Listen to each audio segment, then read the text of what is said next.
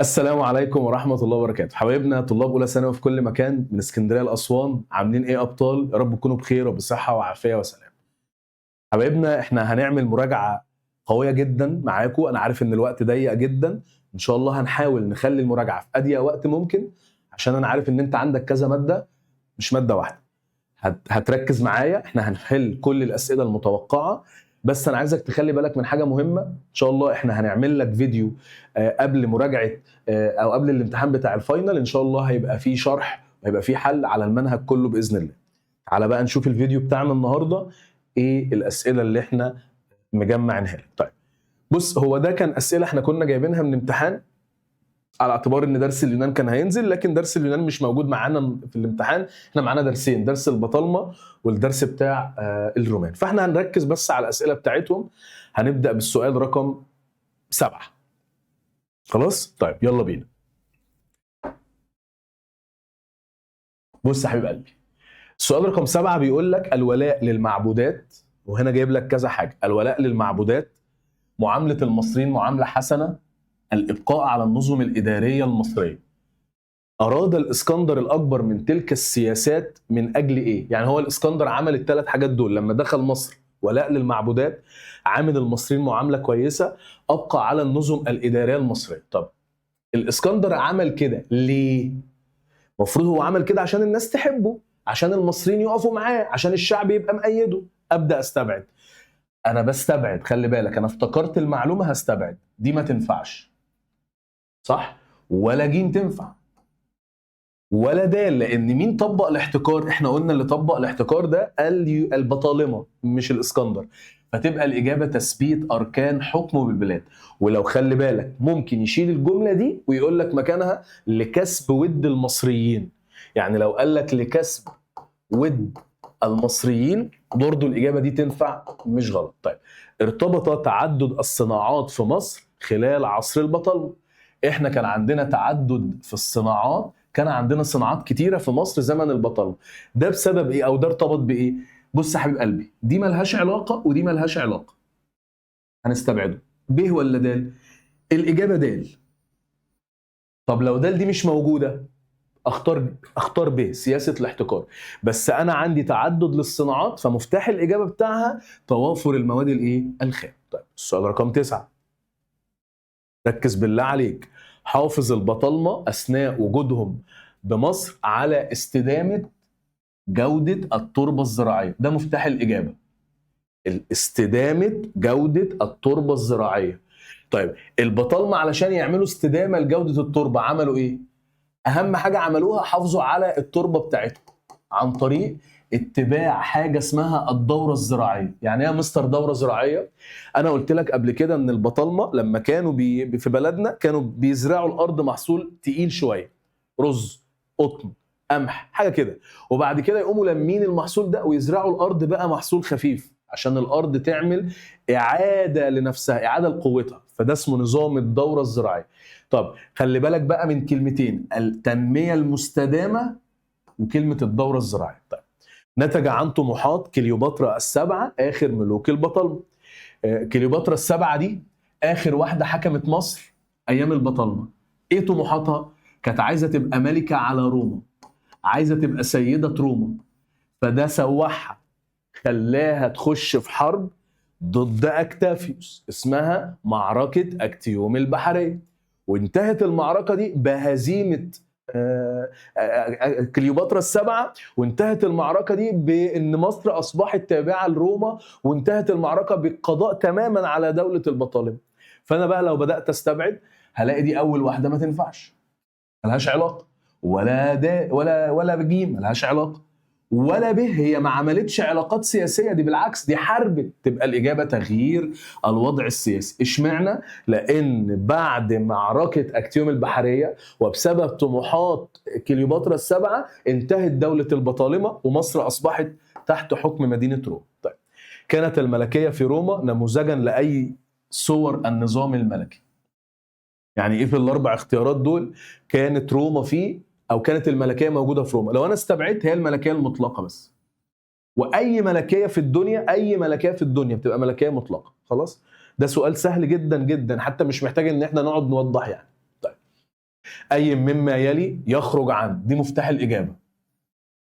ايه في الاختيارات ملوش علاقه باسباب نشأة الحضاره الرومانيه؟ يعني كل اللي في الاختيارات كان من اسباب نشأة الحضاره الرومانيه ما عدا واحده، انا عايزها الواحده دي بقى. ابدا استبعد. ج ملهاش علاقه، ب ملهاش علاقه، د ملهاش علاقه. يعني هو محتاجين توافر موارد طبيعيه، محتاجين قوه عسكريه، محتاجين موقع جغرافي، كل ده عوامل ساعدت على قيام الحضاره الرومانيه. دي الوحيده اللي ما كانتش موجوده. وخلي بالك الفلسفه بشكل عام يعني اللي هي كعلم الفلسفه كان مرتبط بدوله اليونان، ما تنساش دي ابدا. كان مرتبط بمدينه اثينا، اوعى تنسى دي. طيب تعال نشوف برضو الاسئله المقالي دي كانت موجوده في الامتحان اللي انا بقول لكم عليه. الامتحان ده كان السنه اللي فاتت. فسر اسباب اتخاذ البطالمه سياسه اقتصاديه قائمه على الاحتكار. بص الحته دي مهمه جدا ولازم يجي عليها سؤال في الامتحان. اسمعها بقى بالراحه. البطالمه لما جم يحكموا بلدنا قالوا احنا هنطبق في الاقتصاد فكره اسمها الاحتكار. طب مستر الاحتكار ده يعني ايه؟ يعني كل حاجه تبقى في البلد في ايديهم، هم اللي بيحددوا اللي هيتزرع، هيحددوا اللي هيتصنع، كمان هم اللي هيحددوا سعر المنتج. طب يا مستر هم ليه عايزين كده؟ ده سؤالنا بقى، ليه عايزين كده؟ ليه بيطبقوا الاحتكار؟ الاجابه النموذجيه. لان هدفهم وجود نظام اقتصادي قوي، وده هدفهم. النظام الاقتصادي القوي ده هيخليهم يتحكموا في سياسات العالم. تاني، يبقى البطالمه ليه كانوا بيطبقوا نظام الاحتكار؟ عشان يقدروا يعملوا اقتصاد قوي يتحكموا فيه سياسات العالم. طيب السؤال اللي بعده، طب انا مش هحل ده عشان ده ليه علاقه باليونان واحنا مش عايزينه. استنتج الاثر الناتج. اول ما الاقي الجمله دي يعني عايز نتيجه، يعني ما النتائج؟ استنتج الاثر الناتج عن طموحات اجاثوكيليوس الشخصيه في حكم مصر. هو مين اجاثوكيليوس ده؟ بص يا باشا، احنا المفروض حكمنا واحد اسمه بطليموس الخامس. ده كان ملك ضعيف ما كانش عارف يحكم، فكانت ايه النتيجه؟ ان بقى عنده وصي على حكم البلد. يعني ايه وصي؟ يعني واحد كبير مسؤول على الحكم اسمه اجاثوكيليوس.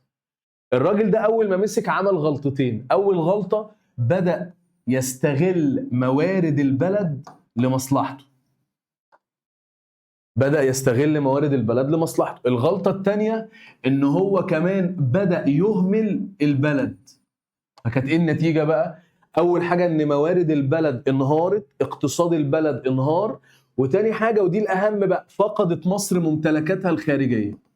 مهمة جدا دي. يبقى ما النتيجة المترتبة على طموحات اجاثوكيليوس الشخصية؟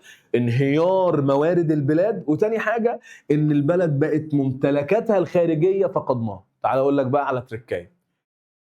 بص يا باشا، انت تعرف ان ده ممكن اشبهه باخناتون.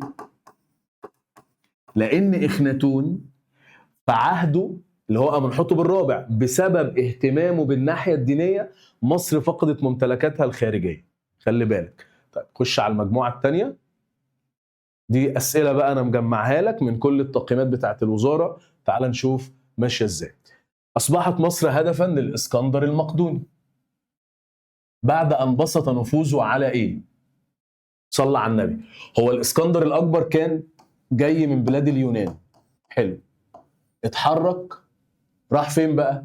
راح الى منطقه اسمها اسيا الصغرى اللي هي تركيا. اتحرك بعد كده من اسيا الصغرى راح سوريا وراح فلسطين، وبعد كده اتحرك من سوريا وفلسطين راح مصر.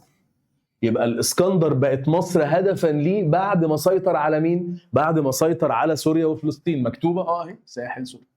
طب تعالى نقول حاجه تانية. هو بعد ما اخذ مصر راح فين؟ راح العراق. راح فين؟ راح بلاد فارس اللي هي ايران. يعني ممكن يقول لي بعد ما سيطر على مصر بقى رايح فين بعد كده؟ يعني يقول لك لما الاسكندر سيطر على مصر ده فتح له الطريق ان هو يفكر في الاستيلاء على العراق وبلاد فارس اللي هي ايران. طيب ارتبط تعدد الصناعات، لسه حلينه ده، توافر الماده الخام.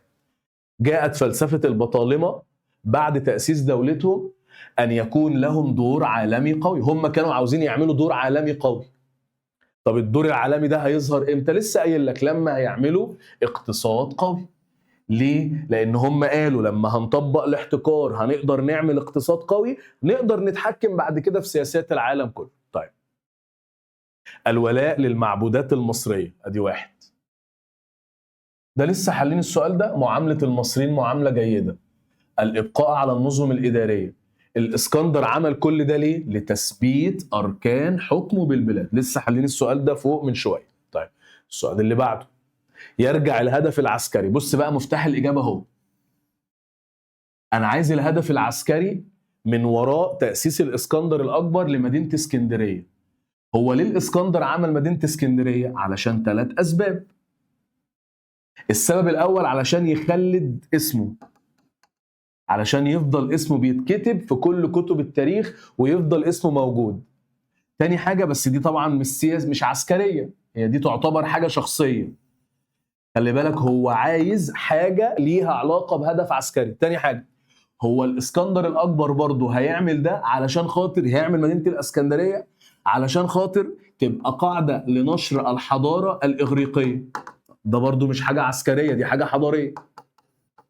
الاسكندر برضه هيعمل المدينه دي علشان تبقى مسيطره على، يقدر يكمل السيطره على البحر المتوسط. صح؟ دي بقى الحاجه العسكريه مكتوبه اهي، لتدعيم سيطرته على البحر المتوسط. عايز بس اقول لك على حاجه اخيره، ان الاسكندر الاكبر لما جه يبني المدينه بتاعته جاب قريه اسمها قريه راقوده اهي، وصلها بجزيره اسمها جزيره فاروس، وصلهم ببعض. خلي بالك بس، هو لما جه يوصلهم ببعض استخدم ايه هنا؟ الحجر. عشان ده سؤال قبل كده جه في اسئله امتحانات، قال لهم لما جه الاسكندر يعمل المدينه وربط القريه بالجزيره. حلوه دي نغمه.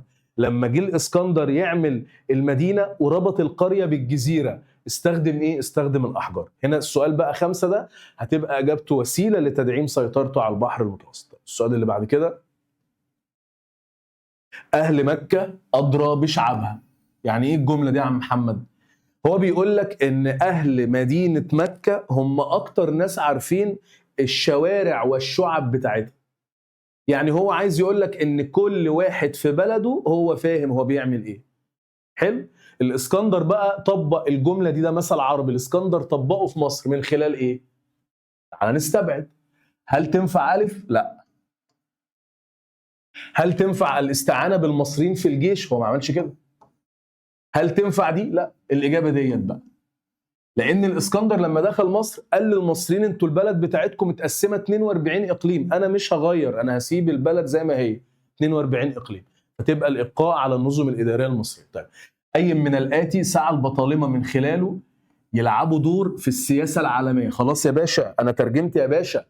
أي سياسة عالمية مصر كانت في عهد البطالمة هتلعبها يبقى بسبب الاقتصاد، يبقى الاحتكار. ها، نختار إيه؟ التطورات الاقتصادية. هو راجل هنا فكر تفكير عالي. هقول لك بقى الكلمة الأساسية، عشان نلعب دور في السياسة العالمية هنبدأ نطبق نظام الإيه؟ الاحتكار. طيب، رقم 8، ارتبطت زيادة مساحة الأراضي الزراعية في مصر زمن حكم البطالمة. خد بقى التركاية، ما دام قال لك مساحة الأرض بتزيد يبقى على طول ليها علاقة بالمية. على طول ما دام سألك مساحة الأرض بتزيد يبقى ليها علاقة بالمية. فين بقى هنا؟ أول واحدة، استخدام وسائل ري حديثة. طب تعالى أقول لك على تركاية، أنا عارف إن أنت عايز الخلاصة، عايز النهية. بص يا فنان، بدل ما يقول لك مثلا زيادة مساحة الأرض الزراعية، يغير، يلعب، يقول لك إيه بقى؟ التوسع الأفقي. يبقى لو قال لك في الامتحان ارتبط التوسع الأفقي في الزراعة بإيه؟ توسع أفقي ده يعني إن أنا باشا هزود مساحة الأرض، يبقى استخدام وسائل ري حديثة. طيب، أي من الصناعات المصرية الآتية التي ازدهرت في عصر البطالمة وتعد امتدادا لازدهارها في بلاد اليونان؟ السؤال عايز ايه؟ صناعة كانت في مصر كانت قوية جدا وكانت برضو موجودة في اليونان. لو انا بدأت استبعد دي كانت عندي انا بس مش عند اليونانيين، دي برضو كانت عندي انا، هو اليونانيين ما قاليش ان هم كانوا عندهم ده. هي اجابة الزيوت.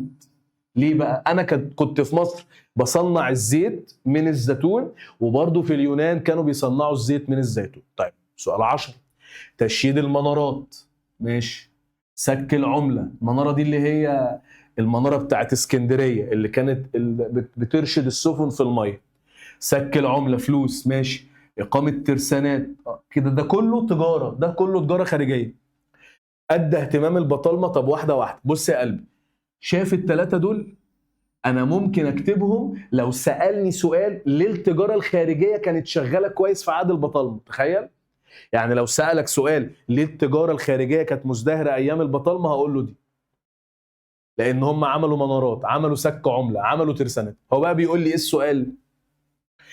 أدى اهتمام البطالمة بتلك الأعمال إلى إيه؟ النتيجة يعني. تعال نستبعد. أول واحدة ما تنفعش، سك العملة مش عمارة، ولا تطور صناعي، مفيش تطور صناعي هنا، ولا إنشاء أساطيل، لأن سك العملة ملوش علاقة بإنشاء الأساطيل. هي الإجابة دي بقى. وكلمة رواج يعني ازدهار أو انتشار التجارة. طيب السؤال رقم 11، نستنتج من سهولة سيطرة الإسكندر الأكبر على مصر. الإسكندر دخل مصر بسهولة، ما بذلش مجهود، ما حرقش كتير. ليه؟ لأن الناس كانت بتكره الفرس، لأن حكم الفرس كان وحش. تعال نستبعد، دي ملهاش علاقة. الفرس عندهم جيش، ولا استنجاد المصريين بقواته. احنا ما استنجدناش بالإسكندر، ما قلنالوش تعالى علشان خاطر تلحقنا، احنا ما عملناش كده.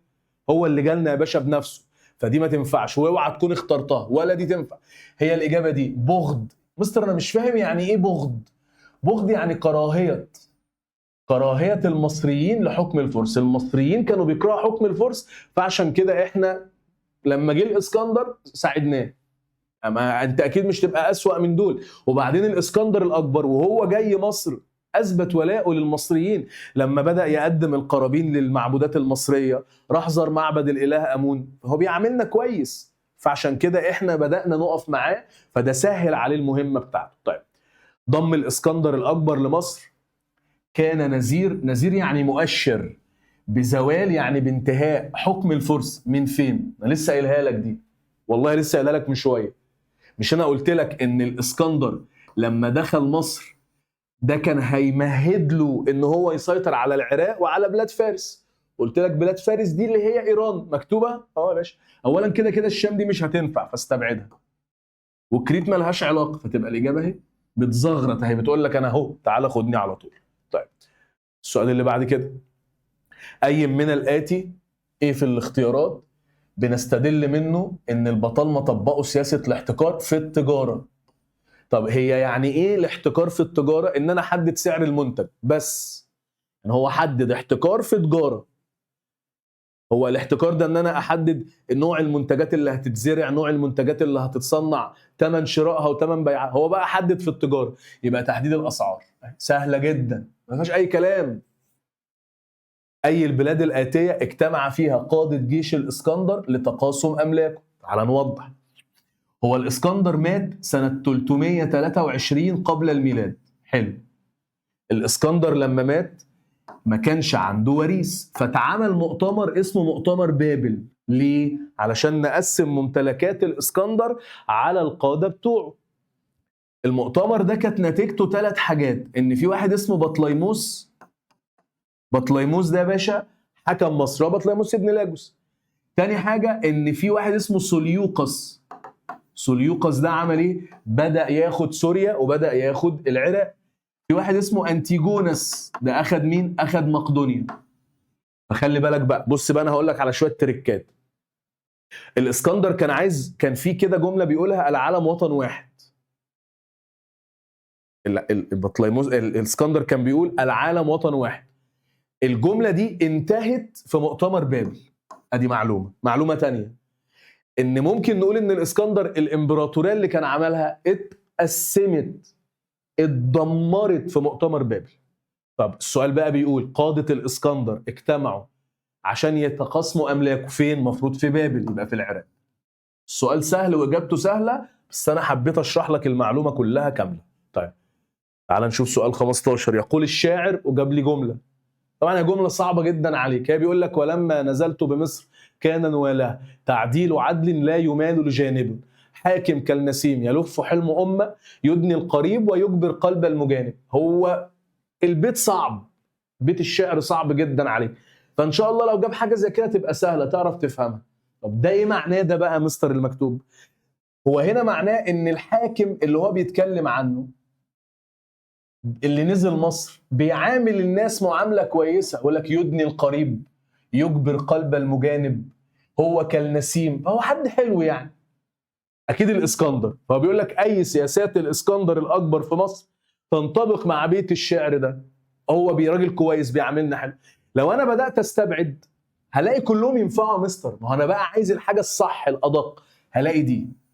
لو انا استبعدت دي ملهاش علاقه، هو عمل كده بس دي احسن، دي برضو دي احسن، هو بيعمل كل ده، هو بيعامل المصريين معامله حسنه.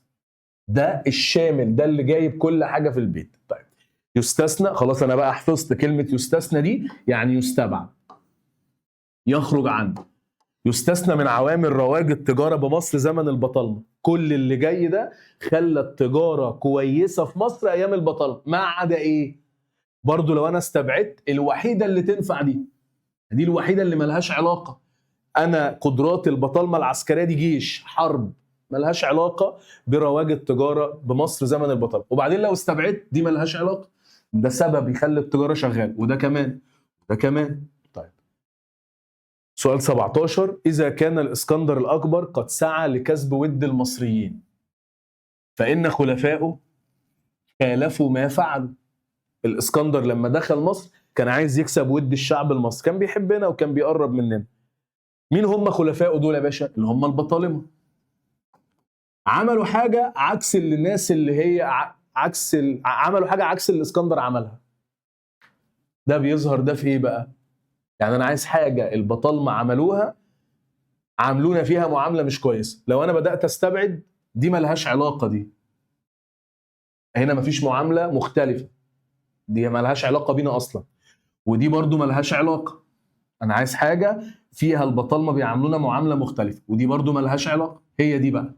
مستر انا مش فاهم، تعالى افهمك. البطالمه لما حكموا بلدنا قسموا ملكيه الارض لخمس انواع. ارض ملك الملك، هو قالوا البطالمه قالوا احنا خلفاء الفراعنه فاحنا هنحكم البلد فالارض ملكنا. تاني حاجه ارض الهبات الهدايا بيدوها للاغريق. ثالث حاجه الاراضي المقدسه، اراضي للكهنه واراضي للمعابد. اراضي الاقطاعات العسكريه لضباط الجيش اللي هم اليونان. واخر حاجه اراضي مخصصه لبناء المدن. فين المصريين؟ ما امتلكوش. لو بقى انتوا بتعاملونا كويس زي ما الاسكندر كان بيعاملنا كنتوا اديتونا ارض. فهنا تقسيم الارض ما كانش ليه للمصريين اي نصيب. حافظ البطالمه اثناء وجودهم بمصر على استدامه، ده لسه حلينه تقريبا، اصلاح لا اتباع نظام الدوره الزراعيه، لان هو بيقول لك استدامه جوده التربه. ما دام انا هحافظ على جوده التربه يبقى اتباع نظام الدوره الزراعيه، وانا لسه شرح. يخرج عن، خلاص بقى احنا حفظنا يخرج عن دي يعني يستثنى. يستثنى ملوش علاقه يعني كل اللي جاي ينطبق على العباره دي ما عدا ايه؟ اسباب، لسه قايلين اسباب تاسيس الاسكندر لمدينه اسكندريه، ثلاث حاجات. اول حاجه عايز تبقى يخلد اسمه مكتوبه، فدي مش هختارها. انا عايز حاجه ملهاش علاقه باسباب تاسيس اسكندريه. نشر الحضاره الاغريقيه، هو عاملها عشان كده، هو عاملها علشان تبقى قاعده عسكريه ويسيطر على البحر المتوسط، فتبقى الاجابه دي. في واحد بقى يقول لي يا مستر طب ما هو البطالمه او الاغريق عاشوا في مدينه اسكندريه. انت بتتكلم صح جدا، بس هو بيقول الاسكندر وهو بيبني مدينه اسكندريه هل كان هدفه ان الاغريق يجوا يعيشوا فيها؟ لا، هو ما كانش هدفه ده. خلاص. طيب خش على شويه مقالي بقى، دول برضو في التقييمات بتاعه الوزاره. فسر اسباب رواج يعني ازدهار التجاره الخارجيه في مصر خلال حكم البطالمه. ليه البطالمه في عهدهم التجاره كانت شغاله؟ لسه قايلينها يا باشا، اكتب عشان سكوا عمله عملوا فلوس. تاني حاجه عملوا منارات زي اسكندريه. تالت حاجه عشان عملوا اساطيل واهتموا بالامان والاستقرار. طب ما رايك؟ ما رايك ده يعني ايه؟ قول انت شايف ايه. بس دايما في اسئله ما رايك ابدا الاجابه انا موافق او مش موافق. ايه رايك في سياسه الاسكندر الاكبر تجاه المصريين؟ والله انا موافق عليها. ليه؟ لان الاسكندر الاكبر تجاه المصريين كان بيعاملنا معامله كويسه، كان بيحترم المعبودات المصريه. وابدا اكتب. فسر اسباب اتخاذ البطالمه سياسه اقتصاديه قائمه على الاحتكار.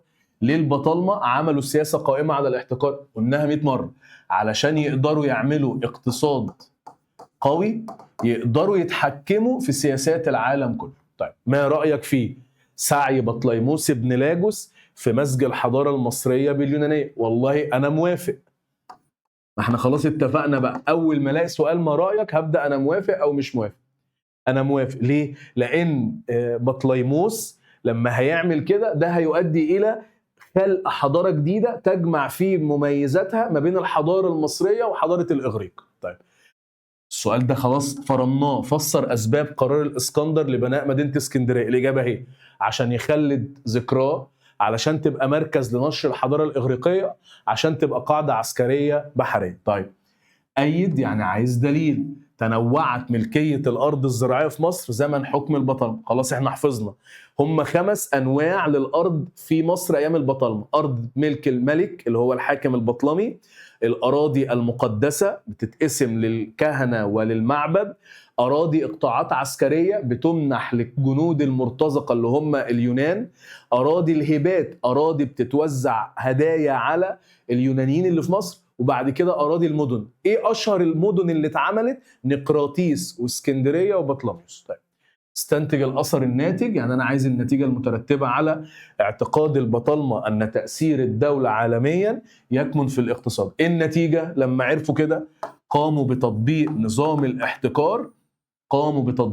الاحتكار، لتكوين اقتصاد قوي للسيطره على العالم. ما العلاقة بين دولة الفرس والإسكندر؟ الفرس يا فندم تم القضاء عليهم على إيد الإسكندر. الإسكندر عمل الإمبراطورية بتاعته على إيد الإيه؟ أو على على إيه؟ على قواعد أو على دولة الفرس نفسها. طيب تعال نشوف المجموعة اللي بعد كده. خلي بالك دي كلها أسئلة تقييمات إحنا عاملينها لك. طيب جاء توطيد يعني تقوية حكم بطليموس الأول في مصر. بص الحته دي، هو البطليموس الاول جه مصر 323 قبل الميلاد. هو لما جه مصر بقى ما اخدش مصر بسهوله، لا ده كان في مشاكل وحروب. الكتاب قال ان هو اعلن نفسه ملكا على مصر سنه 305 قبل الميلاد. خلاص، يبقى هنا هو عشان يوطد حكمه عمل ايه؟ عمل قوه عسكريه. طيب وصلت دوله البطالمه في مصر الى اقصى اتساع لها. ده كان بفضل مين؟ بطليموس الثاني. اقف تعال اقول لك على حاجه. بطليموس الثاني ده حبيب قلبي الغالي عمل ايه؟ لما مسك البلد قرر يعمل امبراطوريه كبيره، قرر يتوسع في العالم كله. فعمل ايه؟ سيطر على شبه الجزيره العربيه. انت جاهز تسمع؟ سيطر على شبه الجزيره العربيه. سيطر على ايه كمان؟ سيطر على افريقيا. طبعا اكيد مش كلها، بس توسع في افريقيا. وسيطر على البحر الاحمر. حلو، يعني كده اللي عمل دولة كبيرة في زمن البطالمة بطليموس الثاني. طب خلي بالك ان ممكن يقول لك في عهد بطليموس الثاني الدولة بتاعت مصر امتدت في اسيا وفي افريقيا. خلي بالك، يبقى دولة البطالمة امتدت في قارتين في عهد بطليموس الثاني. ترجع تسمية بطليموس الثالث بالخير او الصالح. ليه سميناه خير او صالح؟ تعال نفتكر. عشان هو في عهده حصلت كارثة طبيعية، حصل أزمة في الفيضان، كارثة طبيعية. فبطليموس الثالث عشان يواجه الكارثة دي عمل قرارين: لغى الضرائب على المصريين، وتاني حاجة عملها فتح مخازن الغلال قدام الناس، فالناس حبته. كده هو شغال على الناس عشان يواجه أزمة اقتصادية. فهو بيقول لك الناس سمته بالخير الصالح. ليه؟ تعال نستبعد. دي ملهاش علاقة ودي ملهاش علاقة ولا دي، انا ما قلتش كده. فتبقى الاجابه دي اجراءاته الاقتصاديه والاجتماعيه. انت تعرف يا حبيب قلبي ان هو ممكن يشيل الجمله دي ويكتب مكانها جمله تانية خالص. يا ترى ايه هي يا مستر؟ يقول لك في الامتحان مكان الجمله دي طريقته او اسلوبه او سياسته في مواجهه الازمات الطبيعيه او مواجهه الكوارث الطبيعيه. هو قصده هنا ان هو واجه ازمه فيضان النيل. طيب السؤال اللي بعده: شهدت مصر خلال حكم البطالمة قدوم اليونانيين إلى البلاد. البطالمة قالوا لليونانيين والنبي يا جماعة تعالوا عيشوا معانا. ليه؟ لسببين. البطالمة كانوا عاوزين اليونان يجوا علشان يستثمروا أموالهم. اليونان يشغلوا فلوسهم في بلدنا، فدي حاجة اقتصادية.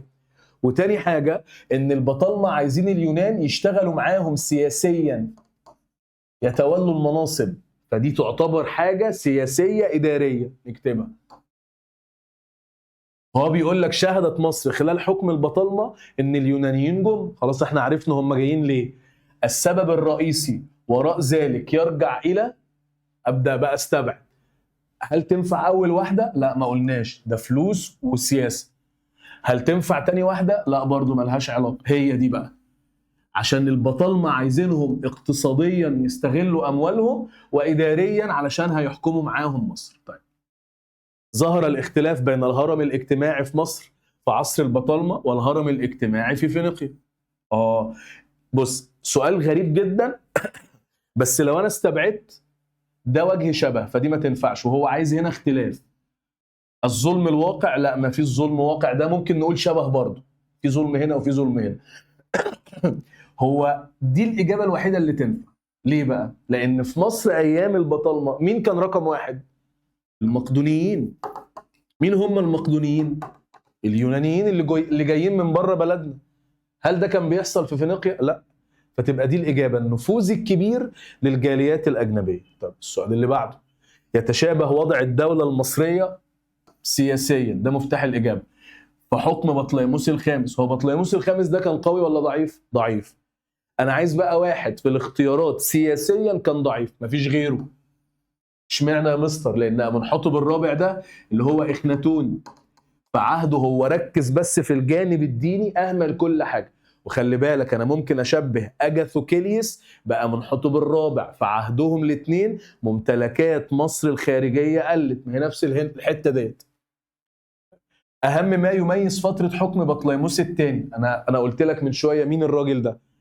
تيجي نستبعد حاجه بقى ليها علاقه. طب افكرك، هو توسع في الخارج، اهتم بالثقافه، اهتم بالعلوم، وسع ممتلكاته، راح ناحيه البحر الاحمر، سيطر على شبه الجزيره العربيه، سيطر على افريقيا. دي لا ملهاش علاقه، ما استخدمش القوه في تثبيت حكمه، ده بطليموس الاول. دي برضو ما تنفعش، ممكن دي مع بطليموس الثالث. سعيه للتدخل في الصراع في روما، برضو لا، دي ممكن تمشي مع كليوباترا السبعة. هي دي بقى. مستر طب انا مش فاهم يعني ايه مجال مصر الحيوي؟ يعني التوسعات او الامتداد خارج الحدود بتاعتك. اي حد من حكامنا بيتوسع ويسيطر على حاجه بره، الزق معاها جنبها كلمه المجال الحيوي. خلاص، يبقى دي الاجابه. ظهر ربط البطالمه الدين بالسياسه. البطالمه ربطوا الدين بالسياسه في ايه؟ يعني هم خدوا الاثنين مع بعض، زي ما احنا عملنا الحاكم بتاعنا ايام الفراعنه كان هو الملك والحاكم والمعبود. فتبقى دي صلاحيات ومهام الايه؟ الملك. لو انا استبعدت دي ملهاش علاقه، ولا دي ليها علاقه، ولا دي ليها علاقه، هي دي. طيب السؤال اللي بعده، الكلمه دي جديده بقى، وجه النقد. يعني ايه يا مستر وجه النقد؟ اول ما الاقي كلمه النقد يعني العيوب. ايه العيوب اللي احنا ممكن نوجهها لنظام حكم البطالمه في مصر؟ انا عايز عيب، ماشي؟ طيب، سلطات الملك المقيده، لا ما كانش اصلا موجود كده. الملك كان مطلق السلطه وبيعمل كل اللي هو عايزه. عدم الفصل ما بين السلطات، يعني ايه؟ يعني الملك البطلمي مجمع كل السلطات في ايده. ما دي كانت موجوده، ده عيب. بس تعال نشوف الباقي. دي ما كانتش بتحصل اصلا، مش في البلد، ودي ما كانتش بتحصل، فما لهاش علاقه. هي دي بقى. فخلي بالك من اهم عيوب نظام الحكم ايام البطالمه عدم الفصل ما بين السلطات، او احنا بنسميها الجمع ما بين السلطات. طيب السؤال اللي بعده، شهدت الاسكندريه في عصر البطالمه تاسيس مناره اسكندريه لتطوير حركه التجاره. ماشي، عملوا المناره عشان يطوروا حركه التجاره، كلام حلو جدا. اي من حكام البطالمه شهدت سواحل مصر الشرقيه؟ ده مفتاح الاجابه. تاسيس العديد من الموانئ. هي ايه سواحل مصر الشرقيه دي؟ البحر الاحمر. طب يبقى ايه بقى الراجل اللي اهتم بالبحر الاحمر؟ بطليموس الثالث. ارتبط ارتفاع مكانه بطليموس الثالث عند المصريين، لان هو لغى الضرايب، فتح مخازن الغلال، كان بيروق علينا. ارتبطت بقى ارتفاع مكانته بايه؟ اللي انا قلته ده مش اصلاح سياسي، اللي انا قلته مش انتصار حربي، ولا اهتمام بجوانب عمرانيه. شايف، انا افتكرت المعلومه فجاوبت اهي الكوارث الطبيعيه، لان هو اخذ اجراءات عشان يواجه الازمه الاقتصاديه بتاعه ازمه فيضان النيل. حبيب قلبي، انا حتى في ثالثه ثانوي بقول لهم كده، بقول لهم احنا علشان نعرف نحل التاريخ كويس انا محتاج حاجتين: المعلومه نفسها تبقى في دماغي زي ما انا كده افتكرت المعلومه، وتاني حاجه افهم السؤال عايز ايه واعرف استبعد. عملت الاثنين دول اعرف احل. تمتعت مصر خلال عصر بطليموس الاول بمكانه مميزه. تمتعت مصر خلال عصر بطليموس الاول بمكانه مميزه، كونها، ده سؤال رخم شويه، انا هقول لك الاجابه واشرحها لك ليه هي دي الاجابه. اقول لك ليه بقى. قبل ما بطليموس يحكم بلدنا، مصر كانت تابعه للاسكندر، والاسكندر كان عامل امبراطوريه كبيره مقرها مقدونيا بلاد اليونان، فمصر كانت تابعه لبلاد اليونان. مركز الحكم ما كانش عندنا، كان في بلاد اليونان واحنا تابعين ليهم. لما بطليموس ابن لاجوس حكم بلدنا، مصر بقت منفصله لوحدها. فكده من اهم المميزات ان مصر بقت مركز الحكم بتاعها عندها، احنا بقينا بلدنا لوحدنا ملناش علاقه بحد. فتمتعت مصر خلال عصر بطليموس بمكانه مميزه، ان هي كانت مركز للدوله بتاعتها، احنا بلدنا بتاعتنا مش تابعين لحد في الخارج. خلاص. طيب السؤال اللي بعد كده: جاء تعلم المصريين للغه اليونانيه خلال العصر البطلمي. اللغه اليونانيه دي هي لغه اليونان البطالمه، احنا بقى اتعلمناها ابتداء من عصر بطليموس الرابع. خد بالك، هو كل البطالمه كانوا بيعاملونا وحش، اول وتاني وتالت كانوا بيعاملونا بتعالي، لكن في عهد بطليموس الرابع بداوا يعاملونا معامله كويسه، بدا يعتمد علينا. من هنا بقى بدا المصريين يتعلموا اللغه اليونانيه. ليه بقى؟ عشان نرتقي في الوظائف. بدل ما احنا مثلا ماسكين وظيفه قليله، لا يا فندم انا عايز ارتقي امسك وظيفه اعلى. فليه كانوا بيتعلموا؟ اكيد دي ملهاش علاقه باللي انا قلته، انا افتكرت المعلومه، انا بتعلم علشان عايز ارتقي في الوظيفه. دي ملهاش علاقه ودي ملهاش علاقه، هي دي رفع مكانتهم الاجتماعيه عشان انا عايز ارتقي بالوظيفه بتاعتي. طيب، نستدل من صلاحيات الملك في مصر خلال حكم البطالمه على ايمانهم بايه؟ بفكره الملكيه المقدسه.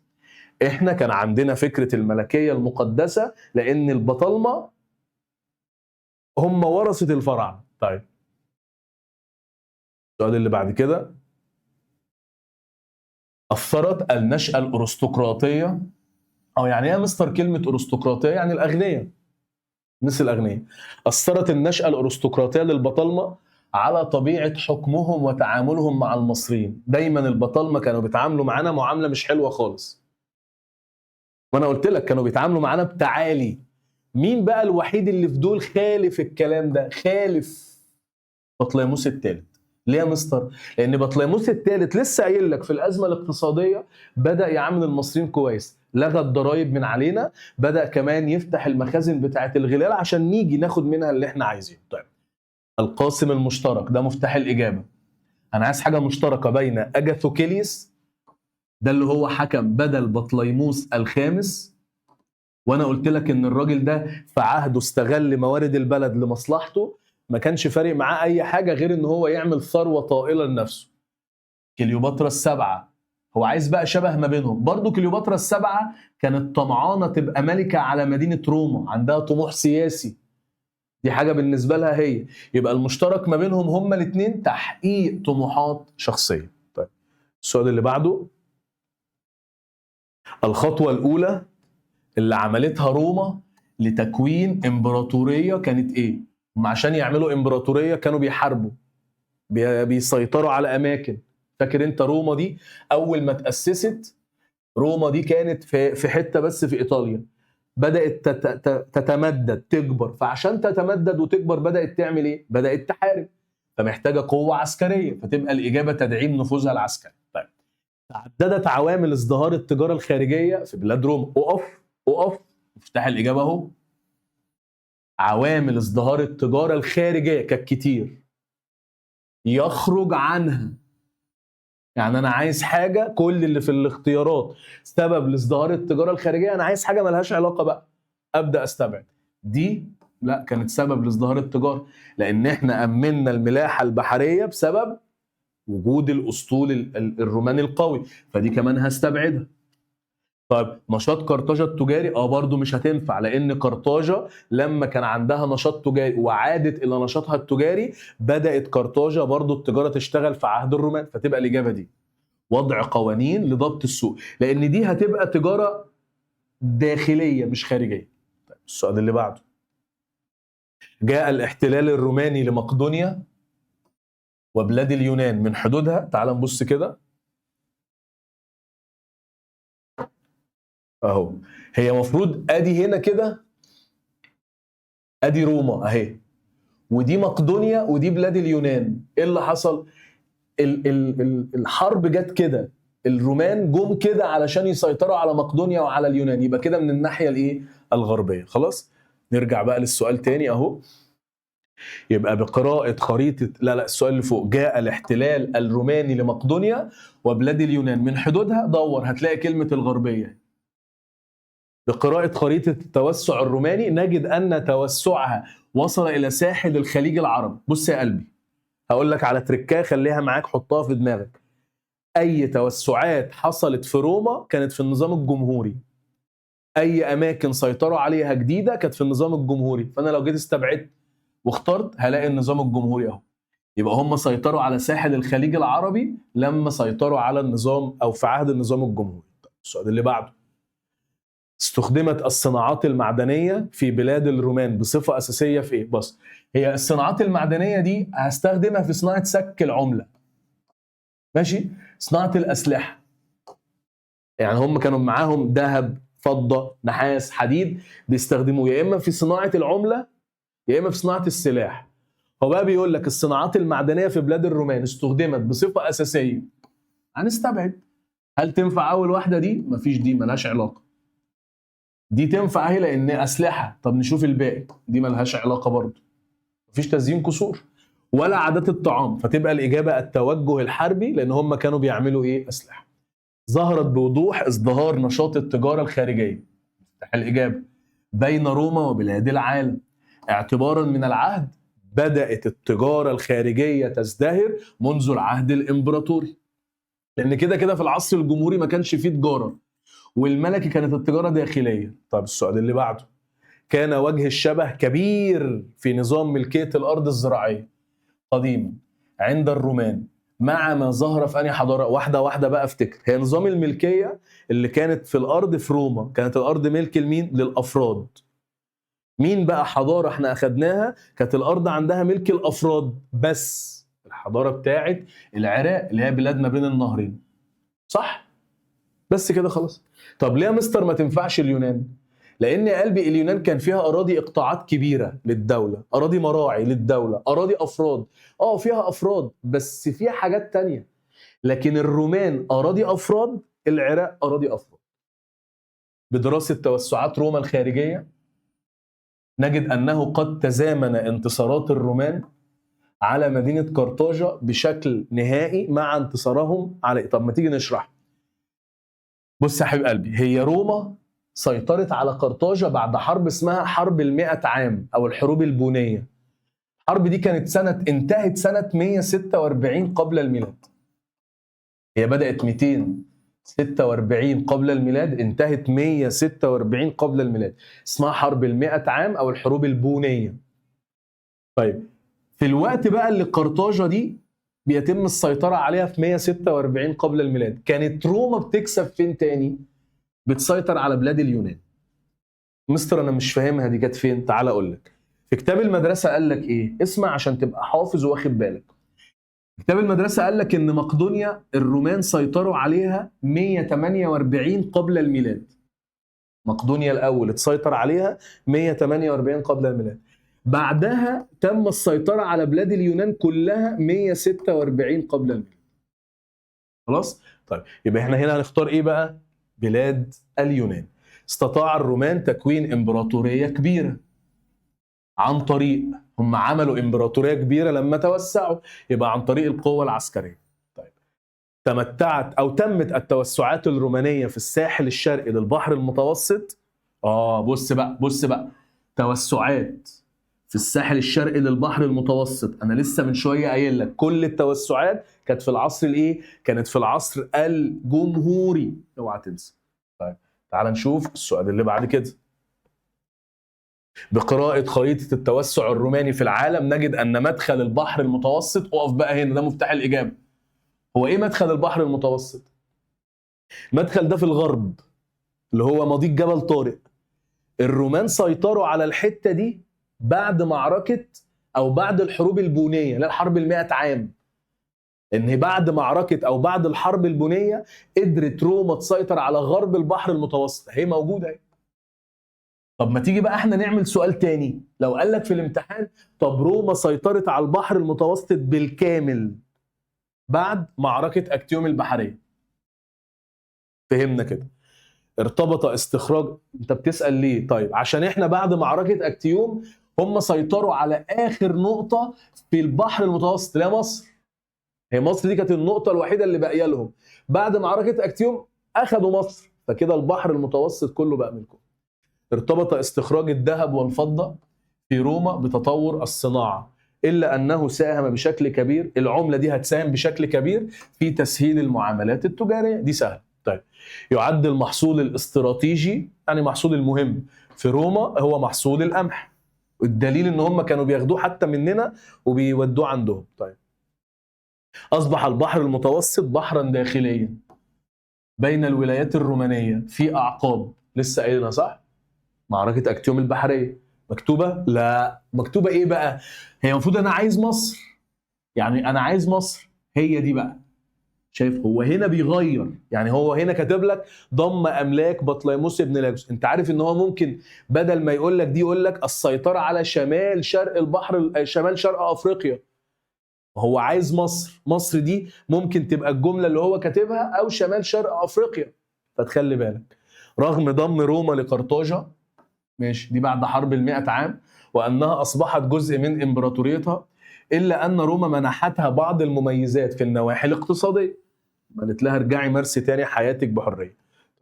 أي من عصور روما الآتية اتسمت التجارة خلالها بأنها تجارة داخلية، النظام الملكي. ليه؟ لأن هو في الكتاب قال إن في النظام الملكي أو في العصر الملكي روما كانت بتتاجر مع الأقاليم الرومانية اللي حواليها، فهتبقى دي الأقرب يعني. وهنا كانت التجارة خارجية، ده الأقرب، عشان أنا عارف إن في لخبطة في السؤال ده، بس ده الأقرب. لم يشكل القراصنة، قراصنة دول الحرامية اللي في المية، لم يشكلوا تهديدا لتجارة روما بفضل قوة الأسطول الروماني. طيب أصبحت روما سيدة العالم القديم بلا منازع لما سيطرت على البحر المتوسط. فين بقى؟ هي عايز مصر أهو، هي دي، بالله عليك خلي بالك، هو هنا شمال شرق أفريقيا اللي هو مصر. بتحليل خريطة التوسعات نجد أن الإمبراطورية الرومانية، حلو ده، هي الإمبراطورية الرومانية سيطرت على آسيا وعلى أوروبا وعلى أفريقيا، صح؟ لسه أنا قايل لك من شوية أي توسعات يبقى فين؟ في العصر الجمهوري. بس خلاص خلصت. طيب السؤال اللي بعده، مقالي بقى. دلل على مصداقية العبارة. بسقوط مصر وسوريا أصبحت روما سيدة العالم القديم. أقول له أيوة، لأن بسقوط مصر وسوريا سيطرت روما على البحر المتوسط بالكامل، فده أدى إلى أن أصبحت روما هي سيدة العالم بلا منازع. الرومان ليه اهتموا بتوفير العملات النقدية؟ علشان يقدروا يسهلوا العمليات التجارية. حدد وجه الاختلاف بين التجارة في روما في العصر الملكي والعصر الإمبراطوري. بص، في العصر الملكي كانت تجارة داخلية، التجارة كانت مع الأقاليم الرومانية. طيب في العصر الإمبراطوري كانت تجارة خارجية وكانت مزدهرة بقى، كانت بتتاجر مع كل الدول في العالم. تنتج الأثر الناتج عن اندلاع الحروب البونية سيطرة روما على غرب البحر المتوسط. ممكن نقول كمان السيطرة على مدينة قرطاج. الحمد لله خلصنا، ان شاء الله كل اللي احنا راجعناه ده هيجي بالظبط زي في الامتحان زي ما انت متعود. ان شاء الله استنوا بقى فيديو المراجعة بتاع المنهج كله في اخر السنة ان شاء الله، خلاص الاسبوع الجاي هينزل. ان شاء الله نستناكم بقى في البكالوريا، هنعمل لكم نظام حلو جدا. انا عارف ان في ناس كتيرة جدا تايهة ومش عارفة هي بتعمل ايه، ان شاء الله احنا هنعمل لكم حاجة كويسة. ما تشيلش هم التاريخ طول ما انت مع القائد، كل حاجة تبقى مظبوطة ان شاء الله. اشوفكم على خير، السلام عليكم.